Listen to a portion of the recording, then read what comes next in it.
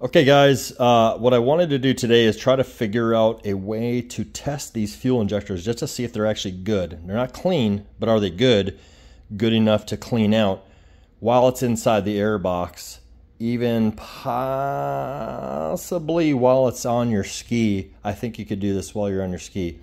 So finally today took some time to actually figure out which wires are what, and let's go ahead and show how to diagnose this just to see if you get that little click out of these when you apply 12-volt power to them. Here we go. All right, so first thing, make yourself a nice simple tool here. That's the wires. Take yourself, get yourself two just short, whatever, doesn't matter the length of the sections of stranded wire like this. So I happen to just use green for ground, red for hot. So cut one side off shear, strip the other side. Take some of those strands and pull those out. Depends on, you know, the actual diameter of each of these wires, how many you have to pull out. This green ground is like really fat, so I only probably pulled out about 4 of these ones, and out of this one I probably pulled out 8 or so. What you're doing is you're building yourself a little bit of room inside there so that you can use this and plug these things on to these little pin connectors. If you don't have a little relief around the edges there, they'll never plug on. You could bend one of these. They're pretty rigid, but theoretically you could bend one. So now you have 2 wire, basically pigtails, that allow you to plug these things on there to extend your reach a little bit, so you're not trying to put little alligator clamps down in here. That's, you know, you end up with crossed wires. You end up shorting one of these things out and frying it for good if you do that. So this is just a good workaround to get you a little bit more control over applying your 12-volt power to it. That being said, each of mine are pretty well used. I've been using these all day today and a couple other times. So the wire that's down inside there kind of gets packed inside a little bit. So every now and then I just kind of snip off that 1/4 inch or whatever and get myself down to where I have good fresh wire there. You can actually see the gap pretty good in that one. This one's a little less obvious, I guess, the red one. So now we have good wires. So now any pins on this system, you'll have to use a wire that has a diameter that's going to be able to shove over all these pins, but they're pretty small. So now I can take either one of these sides, doesn't matter. I can do red on this side, I can do red on the other side, and I might need to actually pull more of those wires out. Yeah, let's go ahead and make ourselves a little bit more room. Hang on. I must have kind of packed a little bit too much wire up inside there. I thought I could pull that out with that. So let's take a couple of our edge loose strands and pull these guys out of there. Get rid of them. I probably pulled 15, 20 of these guys out of there. There's building more room on the ass end is all we're doing. Let's see if that'll plug and play now. So I know that these injectors are crap, right? So I don't really care if I torture these too bad, but there you go. Now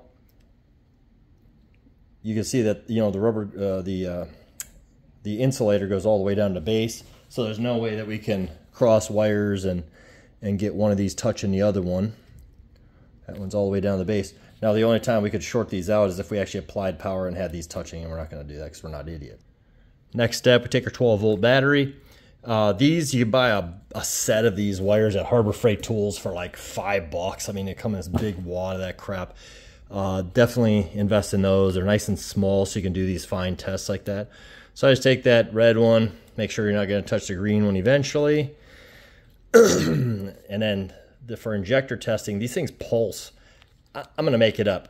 Let's just say hundreds of times, let's say thousands of times a minute. I don't know how many times they pulse, but you're spinning your motor at 10,000 RPMs. So these injectors, if I understand the math, they're firing half of that. They're firing 5, I think they're firing either 2,500 or 5,000 times every minute. I would say probably 2,500 times. I can't think right now. Anyway, just freaking exhausted. So what we want to do is, we're never going to achieve that, but to see if this thing clicks, you'll actually feel and hear a very light click in these if it's going to work. This one will not work. So nothing. I can see just a tiny little spark. I mean, super tiny. You'll never pick it up on camera every time I hit this to the ground. So we're not worried about this one because it's crap. Put it in the crap pile. All right, let's put a good one on there, a VX1. Hang on. All right, so I'm ready to roll on that one. Again, I don't care if I've got green on this side, red on this side, positive on one side, negative on the other. It doesn't matter. Just don't let these two touch, okay? So I'm going to put this up at a camera so you can hear this. You'll hear a click.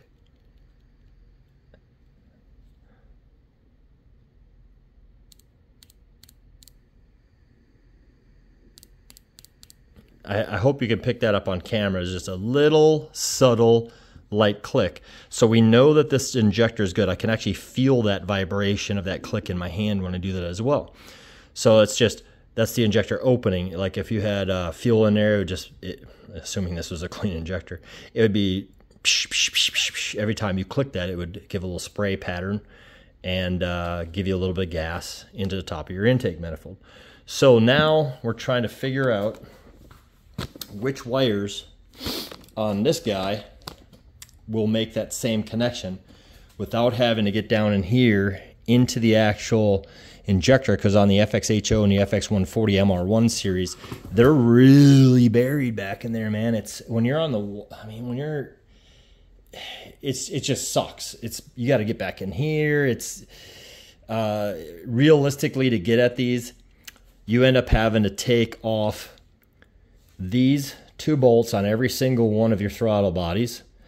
You end up having to take off the fuel rail, so that makes, you know, this hex head, this Phillips head, and this hex head. You have to take those off.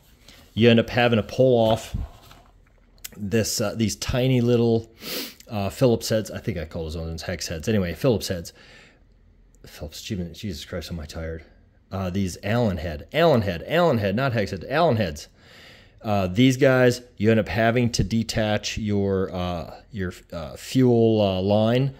These two 10 mils, this little rubber grommet, there's a little rubber base grommet that this is a piece of. You got to take off this little fuel extra little clamp right here. What else you got? If I remember correctly, I'm almost positive you got to take off these guys. These suck. Sorry, these suck to take off. These nuts right here, I think a 13 mil. Those are tough, and you got the 13 mil bolts on this side to get into this little nook. They're not so bad to take off, but to put them back on, pain in the ass because there's just no room in there. So this is the attempt to work this, to work around this, to bench test this thing to see if you can get that little click out of these guys without having to pull these injectors. Then we'll talk about how we can do a injector cleaning, rudimentary, not a professional one. I don't give a shit about doing professional one on this one. We're trying to get this thing running and see if we can get a reasonable spray pattern out of the fuel injectors, out of this ass side right here, without starting a fire in our garage is the biggest thing. So let's see if we can get this thing tested out. All right, for this segment of the video, and this is going to be a little bit on the long side of video, but this should hopefully save some of you some time. Some of you will, you know, not freaking appreciate the effort on there and be little bitch Karens and stuff in the comments. I hope you get everything out of that comment that you deserve. I just don't care. So anyway, so what I did is detached a different one of these boxes that I have laying around, so that we can see exactly what color wire is on each of these fuel injectors, since it's very difficult to get at those wires and see those unless you get this far. We're trying to prevent having to get this far is what we did. So on your first, this is your, of course, your fuel line is coming in here.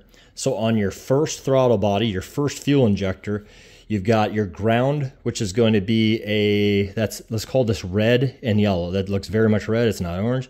Red and yellow. Every one of the injectors has a red and yellow. A red and yellow. And a red and yellow. Okay? But the purple one is a different striped color on every one of these. So this becomes important because when we get down later to identify where we can apply power to each of those individual injectors, we need to know what color that purple wire is, especially because they're all inside of this little box that is mounted on, I think, yeah, I'm almost positive that is mounted on this bottom clip. So you're going to have to get down in there and you're going to have to release this guy off of this clip right here to get that pulled out so that you can identify these colored wires here. If you don't watch this video, I'm going to tell you exactly which ones of these pins. I don't think you could do this while it's in here, but I'm going to show you that. I'm going to orient you on orient, whatever. I'm going to show you exactly which ones you need to get at if you can't get this thing detached from the bottom here. We're gonna hook you up on that, okay? So hang on. And it really sucks to try to get this thing disconnected because you've got this little I'm gonna call it a vacuum hose. I really don't know what it's called, but there's a black hose that comes off of here, and this is where oil sometimes gets shit up through here, and you'll see oil sitting all over in this top end. If you overfill your oil, that's where she's going, is right into here. So that's how it's getting in there through a series of different hoses on your system. Anyway, it's almost impossible to get at this bolt and these two 10mm to drop this out to pull it forward without pulling that off. And this is very difficult to get back on. It's just a pain in the butt. So I'm trying to do a workaround to get you so you don't have to do that. It's also difficult to get in here and release this guy. Hopefully I'm on video on this because this guy's a pain. To release this guy, since it releases forward, but you're on the back side of the only place you have access inside your hull is over on this back side where my hand's at. And you got to feel your way around with a short, thin, flathead screwdriver. And there is, I'm going to try to zoom in here to show you exactly what this piece of crap is. So there's this piece of this plate that comes around over the top and it drops backwards and it comes back to here. Here's the plastic shell in the top of the case, and then right on top of that, that's where you need to push, I believe, if I remember right. That first, there we go. Now I can see it pretty clearly. Hopefully you can. Yeah, that looks good. Okay, so that's the tab that's holding in right now. So I can't remember, do I pull down? Do I push up? Nope. Do I just push this guy backwards? Let's see what happens here. Can't remember. Well, it's been a while since I've actually done this from the correct side. Let's see. Maybe I should do this off camera so I don't have to try to work my way through it. Yeah, that's a lot better instead of yapping. All right, so right underneath that metal tab is a little flexible bippy holder. That has to be pulled down. So if you were to stick a flathead in there, you would be trying to wedge that flathead between the actual tab that's part of this stainless steel clip, right between there and that thing right underneath it. Now you should be able to shove this thing backward and it'll unclip, okay? And then if it's in your ski, you should be able to work it forward, and we're gonna use this as our reference point for all of our wire locations. There's no more of those, so we're gonna use that as our reference point. What I'll do is I'll try to do this. I'll hold that up to the top, always as a reference point, and I'll tell you first row, second row, third row, fourth row, as far as the pin numbers. And of course we'll do top left corners 1, 2, 3, 4, and then 1, 2, 3, 4, 1, 2, 3, and 1, 2, 3. There's only 3 on that row and that row. Anyway, that's how we're going to try to orient this so you can get the right colors, and you should be able to do this in the blind because you're going to have black electrical tape that's wrapped around this connector right here. So unless you unwind all that stuff so you can do this, untwist, and identify all these, it's very difficult to figure out which the middle 2 injectors. These middle 2 fuel injectors, the wires are buried right in the middle. So right in the middle of this bundle here. So they're kind of hard to identify unless you've actually torn one of these apart or watched this video. So without further ado, let's identify some wire colors and which injectors they go to. Starting with this side over here, starting with the side that's closest to the fuel supply. The first fuel injector is going to be purple and red. you get your negative, and then you got your positive. Your power is going to be a purple and red wire. Your second fuel injector, the power is going to be purple and black. Let's see, let me get this zoomed in a little more.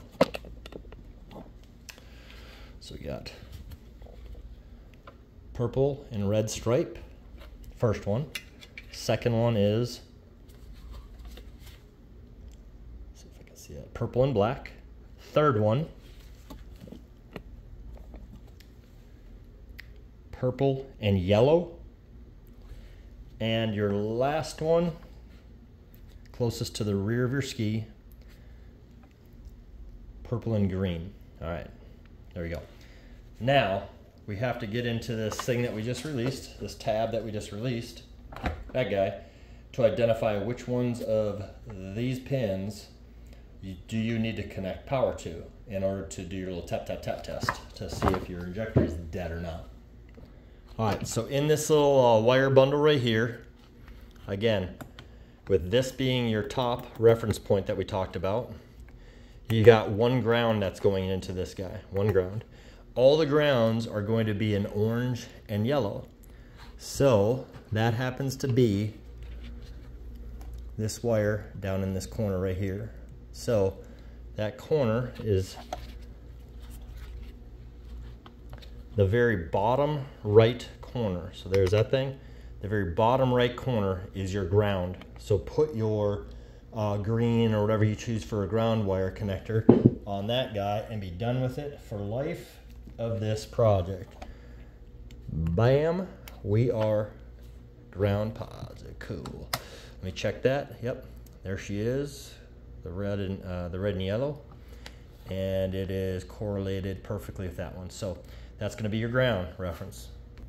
So now fuel injector number one, the one closest to the fuel rail, if you've taken notes now from this video, is purple and red color is going to be your positive. So let's get our little positive lead here, a little jumper, and your purple and red is immediately above the ground that we just plugged in. So again, with your point of reference being here, your fuel injector number one is right above it. So those guys, you should be able to plug in right there and test your fuel injector number one. Let's go ahead and do that on this full box that I was using at the beginning of the video, and we'll give it a little click test. All right, so now in this new box here, I've got the, there's your reference tab. I'm in the bottom right-hand corner here for my negative, my ground. A little off camera, but you can deal with that. Let's see, I guess I can move my camera because I'm freaking awesome. And then I've got my injector positive number one right here, connected to battery power positive already. Now where did I put my negative lead? My ground lead, excuse me, I keep calling it negative. My ground lead. I am the worst electrician in the world. So, but this one I got down, damn it. All right, so we're connected there. Now, we should be able to tap the battery and listen to this injector down in this corner. Don't want to touch those two together, to see if we hear a click. I hear it. You might think that it's tapping on this that's giving that sound. I'll show you it's not. Let's see. I'm listening for the click. And now I will disconnect the actual ground. You can't hear anything, right? Hopefully that camera is picking this click up. So that injector number one is good. So that's how we're going to do this process. Let me set up and find out which one injector number two is geographically in this board here, and I'll show you that. Okay, so injector number two. Sorry, I'm having to look up a little high, crane my neck to see where my camera position's at. Is, come on, camera.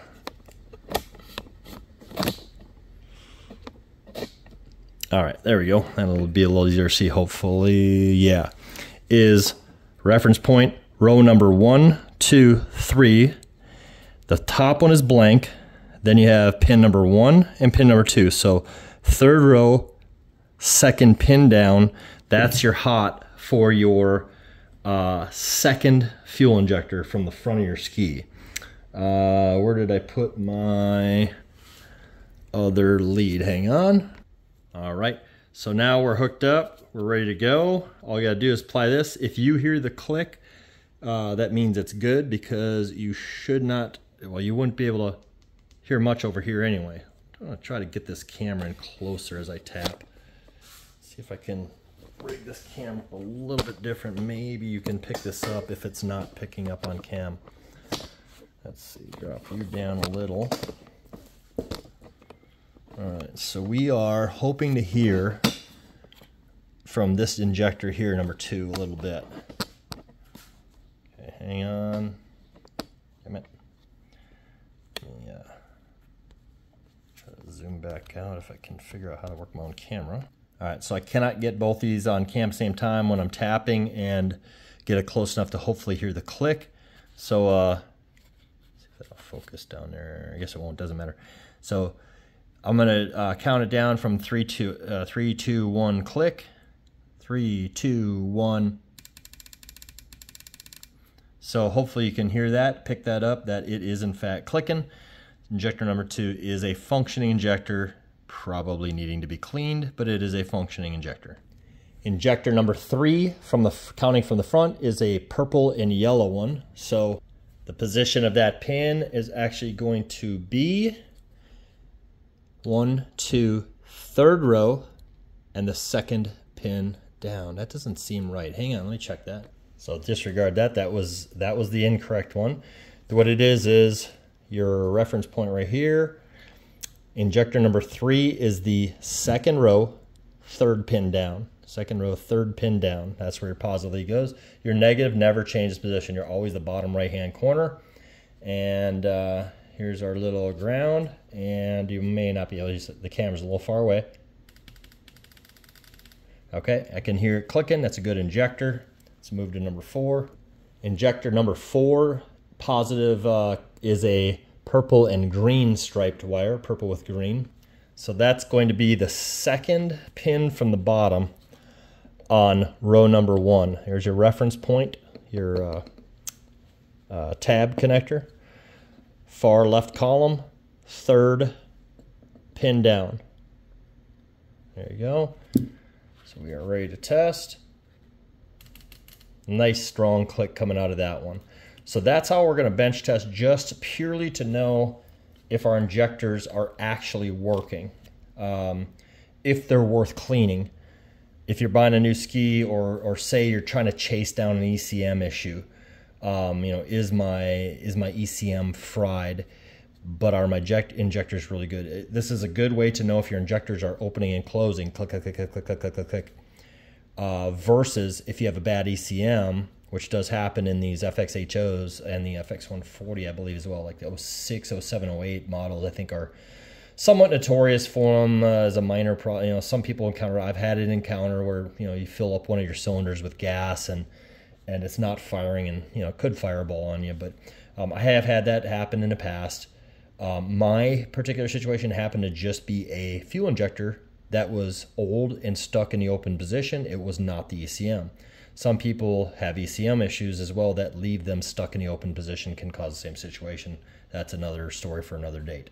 So I'm going to call that the end of this video. Hope you've got something out of this. I'm going to do another video that shows, using that information, how we can now connect some carburetor cleaner to these different injectors through the fuel rail system, using an air compressor, a couple hose clamps. What else we're going to need? Some fuel line. You can use your stock fuel line. Of course, if you're in a Waverunner, you got the stock fuel line. You can just disconnect it right off of the gas tank and fill that entire thing up with carb cleaner, or gas if you want to. I prefer to use carb cleaner if we're trying to clean carbs.